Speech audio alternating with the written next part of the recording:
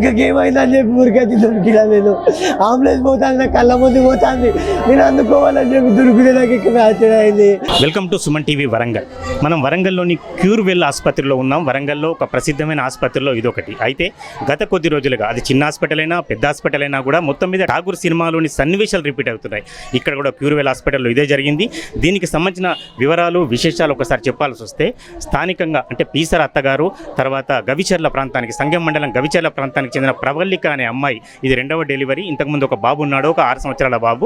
ఇప్పుడు రెండవ డెలివరీ కోసం ఈ ఆసుపత్రిని రెగ్యులర్గా వాళ్ళు తల్లిదండ్రులు కాంటాక్ట్ చేస్తున్నారు. రెండవ డెలివరీకి సంబంధించి కూడా 2 రోజుల క్రితం ఆదివారం సాయంత్రం ఈ ఆసుపత్రిలో చేర్చారు. చేర్చిన తర్వాత కూడా హాస్పిటల్ నుంచి కూడా డాక్టర్ హేమ ఇక్కడ ఎవరు కూడా పెద్దగా సమాచారం, సరైన ఇన్ఫర్మేషన్ లేదు. చేరిన తర్వాత డెలివరీ కోసం తీసుకెళ్లారు. బాగానే అయిందని చెప్పారు. పాప పుట్టిందని కూడా సంతోషంగా చెప్పిన తర్వాత ఆ పరవశంలో ఉన్న అమ్మాయి కొద్దిసేపు అయిన తర్వాత ప్రవళిక పరిస్థితి విషమించింది. బాగా బ్లీడింగ్ అవుతుందన్న కారణంతో రక్తం తీసుకురావాల్సిందిగా, అప్పుడు రక్తం అందుబాటులో లేకపోవడం, హాస్పిటల్లో సమీప ప్రాంతంలోని ఏదైతే బ్లడ్ బ్యాంకులు ఉన్నాయో అక్కడ కూడా రక్తం అందుబాటులో లేకపోవడం, కొన్ని గంటల పాటు ఎవరైతే ప్రవళిక భర్త, ప్రవళిక తమ్ముడు, ఈ ఇద్దరు కూడా చాలాసేపు రక్తం కోసం తిరిగారు. కొద్దిసేపు అయిన తర్వాత మళ్ళీ రక్తం అందించారు. చిన్న చిన్న టెక్నికల్ కారణాలతోని, శరీర సాంకేతిక కారణాలతోని ఇబ్బంది పెట్టారు. అప్పటికే అమ్మాయి చనిపోయిందని బంధువులు భావిస్తున్నారు, కానీ బాగానే ఉన్నదని వాళ్ళు నమ్మించారని వీళ్ళు ఆరోపిస్తున్నారు. అక్కడి నుంచి ఇక్కడ విశేషం ట్విస్ట్ ఏమిటంటే, ఏదైతే క్యూర్వెల్ హాస్పిటల్ ఉన్నదో, క్యూర్వెల్ ఆసుపత్రి డాక్టర్ హేమ కావచ్చు, ఆసుపత్రి యాజమాన్యం కావచ్చు, బంధువులకు ఏమీ చెప్పలేదు. కేవలం సినిమాల్లాగా హడావిడి చేయడం, తర్వాత ఇంకా కొన్ని పైసలు కట్టించడం, తర్వాత రక్తాన్ని తెప్పించడం, ఇక్కడి వరకు జరిగింది. చివరకు నిన్న రాత్రి అంటే సోమవారం రాత్రి మళ్ళీ హుటాహుటిన ఎవరైతే పేషెంట్ ఆపదలో ఉంటే బంధువులకు తప్పనిసరిగా ఇన్ఫర్మేషన్ ఇస్తారు, లేదా బంధువులను తోడుకొని వేరే హాస్పిటల్కి వెళ్తారు. కానీ ఇక్కడ మాత్రం విశేషం ఏంటంటే, బంధువులు ఎవరికి చెప్పలేదు, బంధువులను ఎవరిని వెంట పంపించలేదు. క్యూర్వెల్ ఆసుపత్రి యాజమాన్యం మాత్రమే అంబులెన్స్ను సిద్ధం చేసి స్థానికంగా హనుమకొండలో ఉన్న ఏకశిల మ్యాక్స్ కేర్ హాస్పిటల్కి తరలించారు. అప్పటికే బంధువుల ఆరోపణ ఏంటంటే, మాకేమి ఇన్ఫర్మేషన్ ఎందుకు చెప్పలేదు, ఎలాంటి సమాచారం ఎందుకు ఇవ్వలేదు, సమాచారం ఇచ్చిన తర్వాత కూడా అసలు అక్కడికి ఆమె విగతజీవిగా ఉంది కానీ మాకు చెప్పకుండా తరలించారు, ఇదంతా కూడా ఒక సినిమాల్లాగా నాటకం ఆడారని మ్యాక్స్ కేర్ వెళ్ళిన తర్వాత అక్కడి వైద్యులు అప్పటికే దాదాపుగా చనిపోయినట్లుగా ధృవీకరించారు. దీంతో మళ్ళీ పోస్ట్ మార్టానికి ప్రవళిక మృతదేహాన్ని పంపించారు. పుట్టిన పాప మాత్రం ఇప్పుడు క్యూర్వెల్ ఆసుపత్రిలోనే ఉంది, అంటే క్యూర్గా ఉంది. కానీ ఇటువంటి పరిస్థితులలో ఇంకా మరో విశేషం ఏమిటంటే, ఆ అబ్బాయి తమ్ముడు ఎవరైతే ఉంటారో ఆయన మెడికల్ రిప్రజెంటేటివ్గా పనిచేస్తున్నారు, హైదరాబాద్ నుంచి వచ్చారు. ఇదంతా హడావిడి చూసి ఆయనకి ఏమీ అర్థం కాకుండా అకస్మాత్తుగా పరిగెత్తుకొని వస్తే మెట్ల మించి దూకి కింద పడడం జరిగింది. అతని కాలు ఫ్రాక్చర్ అయింది. దాదాపు 2 నెలలు విశ్రాంతి తీసుకోవాల్సిన పరిస్థితి. ఒకవైపు ఆ అమ్మాయి అంటే ఎవరైతే ఇంట్లో గృహిణి ఉన్నారో ఆ ప్రవళిక చనిపోవడం, తర్వాత పాప ఇంకా చికిత్స పొందుతుంటాం. వారి తమ్ముడు ఎవరైతే ఉంటారో ఇంటిని కాపాడాల్సిన వ్యక్తి, ఆ తమ్ముడికి ఈ ప్రమాదంలో కాలు విరిగి అడ్డం పడిపోవడం, ఇవన్నీ జరిగినా కూడా యథావిధిగా బిల్లులు కట్టియడం, రక్తం కోసం పంపించడం, ఇంకా ట్రీట్మెంట్ చేస్తున్నా నమ్మించడం, ఇవన్నీ కాకుండా మ్యాక్స్ కేర్ హాస్పిటల్కి పంపి బంధువులను కూడా ఎవరికి సరైన సమాచారం ఇవ్వకుండా మ్యాక్స్ కేర్ హాస్పిటల్కి పంపించడం, ఇది క్యూర్వెల్ హాస్పిటల్ యాజమాన్యం చేసింది. దీంతో బగ్గుమన్నారు చాలా వరకు నిన్నటించి కూడా. ఇవన్నీ వీళ్ళ అర్థనాదాలు, వీళ్ళ ఆవేదన ఇలా ఉంటే, ఇంకా స్థానిక పోలీసులు లేకపోతే స్థానిక పోలీస్ స్టేషన్ సంబంధించిన వ్యక్తులు మాత్రం వీళ్ళెవరిని కూడా లోపలికి రానియకపోవటమే కాకుండా వీళ్ళని దూరంగా పంపించే ప్రయత్నాల్లో వాళ్ళే కూడా పోలీసుల వల్ల చాలా ఇబ్బందులు పడ్డారు. దీంతో ఇప్పటికైనా వెంటనే తమకు న్యాయం చేయాలని, దీనికి సంబంధించిన పూర్తి సమగ్ర దర్యాప్తు జరగాలని బంధువులు కావచ్చు, వాళ్ళ కుటుంబ సభ్యులు కావచ్చు మొత్తం డిమాండ్ చేస్తున్నారు. ఇక్కడ మనం తెలుసు క్యూర్వెల్ ఆసుపత్రి ప్రాంగణంలో ఉన్నాం. పెద్ద సంఖ్యలో అటు గవిచర్ల నుంచి కావచ్చు, లేకపోతే పీసర గ్రామం నుంచి కావచ్చు, వాళ్ళంతా వందల సంఖ్యలో, వారి తల్లి కావచ్చు, పిన్ని కావచ్చు, వాళ్ళ తమ్ముడు ప్రస్తుతం మనతోనే ఉన్నాడు, వాళ్ళందరితో పాటు వందలాది మంది కుటుంబ సభ్యులు కూడా ఇక్కడ చేరుకున్నారు. పూర్తి స్థాయి దర్యాప్తు జరపాలి. అసలు ఎందుకు బ్లీడింగ్ అయింది, బ్లీడింగ్ అయిన విషయాలు మాకెందుకు చెప్పలేదు, దాదాపు 2 గంటలు చికిత్స చేస్తున్నామని ఎందుకు నమ్మించారు, నమ్మించినప్పుడు ఏం జరుగుతుందనేది పేషెంట్ ఎప్పుడైతే ఆరోగ్య పరిస్థితి మాకు చెప్పాలి, కానీ అటువంటి ఏం చెప్పలేదు. ఇవన్నీ అయిపోయిన తర్వాత మ్యాక్స్ కేర్ హాస్పిటల్ తరలించినప్పుడు ఏం జరుగుతుంది, తరలించిన తర్వాత కూడా మా బంధువులకు ఎందుకు చెప్పలేదు, బంధువులను వారి వెంట ఎందుకు పంపించలేదు అని వాళ్ళు ప్రధానంగా ఆరోపిస్తున్నారు. మరి ఈ ఆరోపణలకు పూర్తి స్థాయిలో క్యూర్వెల్ హాస్పిటల్ యాజమాన్యం జవాబు చెప్పాల్సిన అవసరం ఉంది. తెలిసింది ఏం జరిగిందో చెప్పండి. నా బిడ్డ పేరు ప్రవళిక. నా బిడ్డను రేపు 10వ తారీఖు తీసుకురాలి, ఆపరేషన్ చేస్తా అన్నది. ఈ హాస్పిటల్నే 10వ తారీఖు దాటద్దు, పేగు మెడకేసుకొని ఉన్నది అబ్బాయో అమ్మాయో. నేను 10వ తారీఖు లోపు నేను ఆపరేషన్ చేసి నేను తీస్తా అన్నది. అంటే నేను నా బిడ్డను 10 గంటలకు నేను 9 తారీఖే తీసుకొచ్చిన.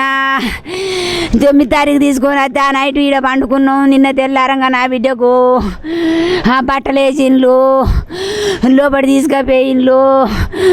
9:30కు తీసుకుపోయిండ్లు నా బిడ్డను.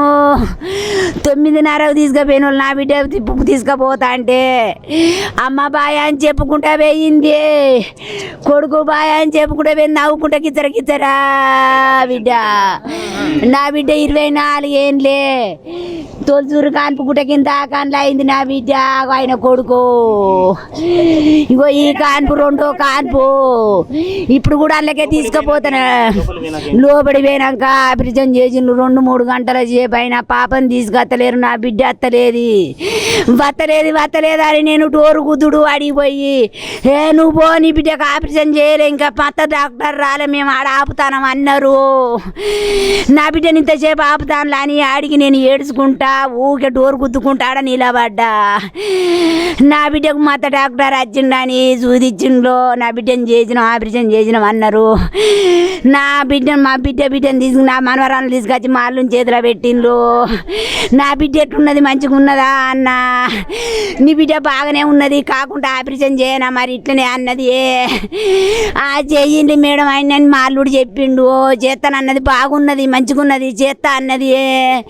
ఇంత లేటుగా ఎందుకు అవుతుంది నా బిడ్డ కన్నా అంటే నీ బిడ్డకు పేగులు సదిరి కుట్లెత్తాను, మత డాక్టర్ రాలేదు, లేట్ అయింది అన్నది.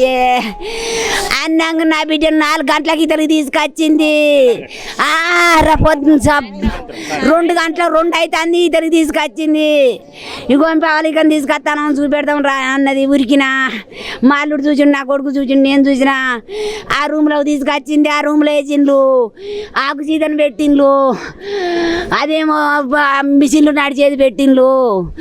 నా బిడ్డ దగ్గర నేను మళ్ళీ పోయేస్తానని మల్లూరికి ఏమనిపిస్తుంది బిడ్డ, నీకు చెప్పే బిడ్డ గింతసేపు చేసిండే నీకు ఆపరేషన్ బిడ్డ అన్న. అమ్మ నా తలకాయ తిరుగుతుంది, నా గొంతు గుంజుకపోతుంది అమ్మ, నాకు దూపు అవుతుంది అమ్మ అన్నది. నా బిడ్డ ఎట్లా చేస్తుంది, 1 మాట 2 మాటలు అన్నది ఎట్లా చేస్తుంది అని నేను ఏడ్చుకుంటూ చెప్తే ఉరికి వచ్చిండ్రు డాక్టర్లు 5-6. అవేంటివో పెట్టి చూసిండ్రు, బీపీ చూసిండ్రు. బీపీ చూసి బీపీ టవన్ అయింది, లోపలి తీసుకుపోవాలని మళ్ళీ నా బిడ్డను లోపలి తీసుకుపోయిండ్రు. లోపలి తీసుకుపోయి మళ్ళీ మత డాక్టర్కి ఫోన్ చేసింది, మత డాక్టర్ని రప్పించింది. మళ్ళీ నా అల్లుడికి నా కొడుకు బెడ్ కావాలా, బెడ్ అవసరం ఉంటుందని తోలుతా అంది నా కొడుకు, నా బిడ్డ, నా అల్లుడు. 30,000 బెడ్ కొనుక్కొచ్చి తాన్లు పాకెట్లు ఎక్కిస్తాంది,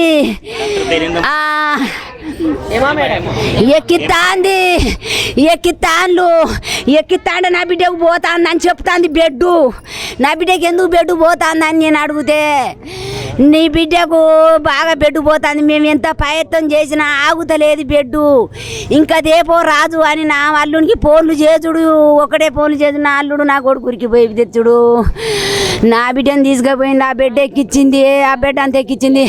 మళ్ళీ మత డాక్టర్ని రప్పించి బెడ్ ఆగుతలేదు, గర్భసంచికి ఉండే నరం బెడ్ పేగు కోసినట్టున్నారు, ఎట్లా తెగిందో అదే. నేను గర్భసంచి తీసేస్తాను అని మాకు మళ్ళీ చెప్పింది, మీరు ఇంకా బెడ్ దేపోలి గర్భసంచి తీసేస్తేనే బెడ్ ఆగుతుంది అన్నది.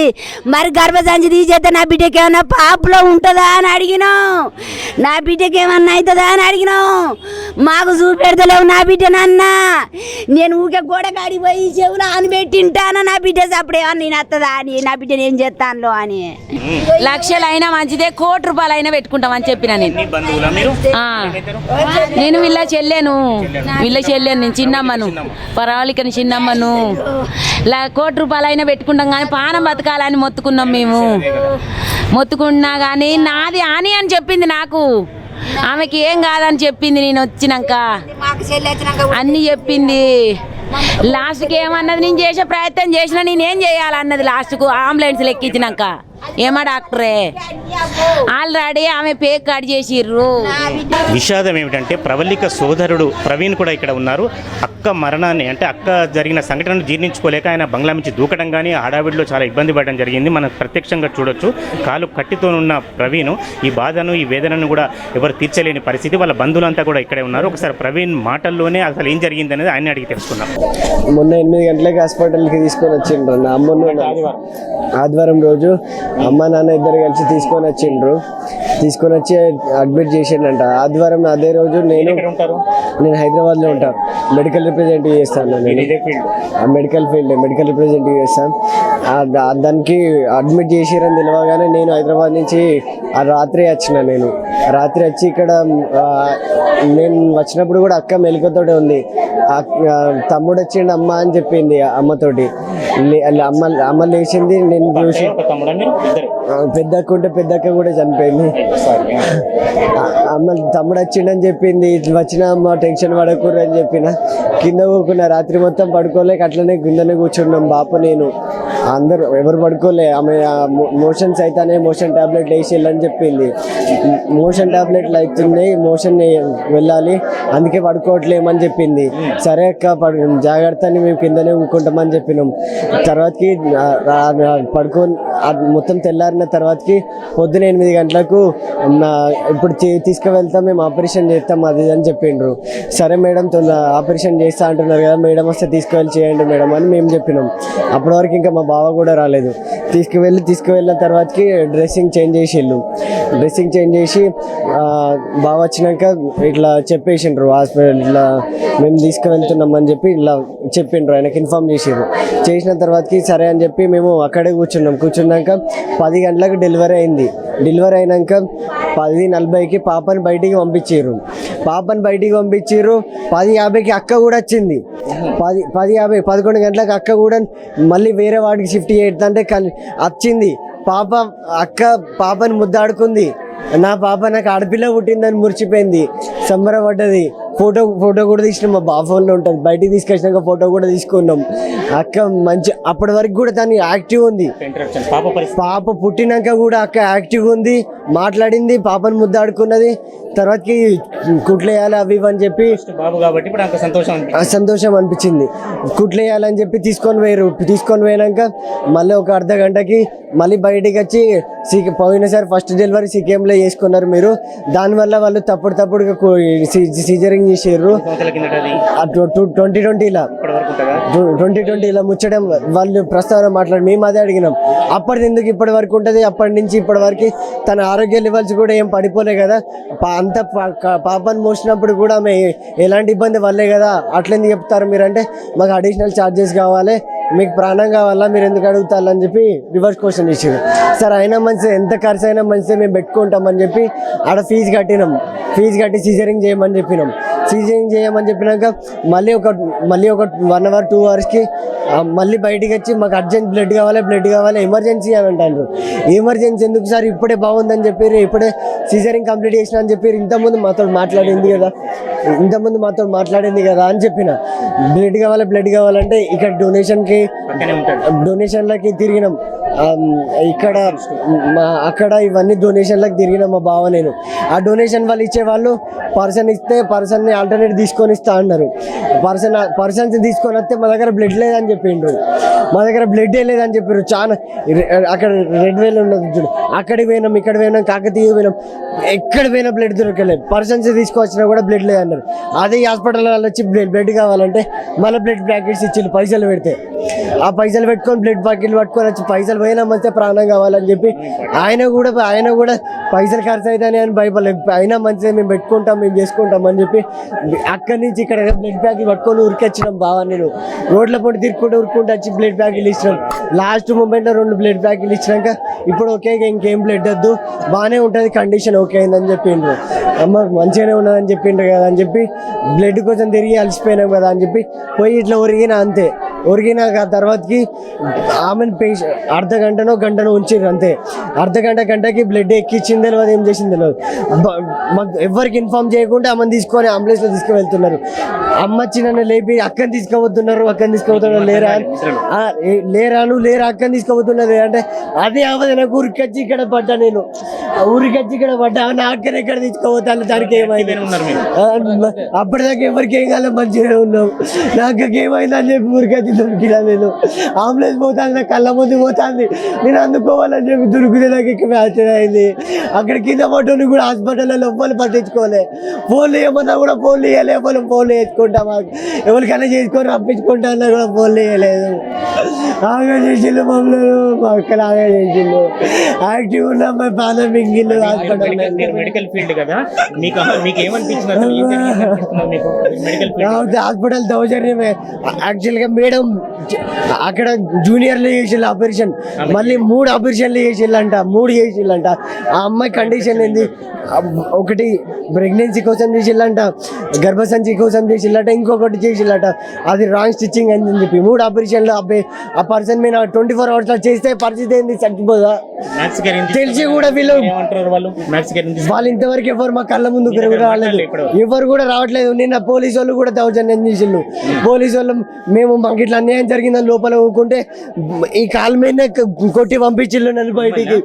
పోలీసు వాళ్ళే అవలముండలారా ఇక్కడ కుక్కకూర అని అన్నారు మా అమ్మ వాళ్ళని. ఇట్లా పోలీసు వాళ్ళు కూడా దౌర్జన్యం చేసిళ్ళు నిన్న.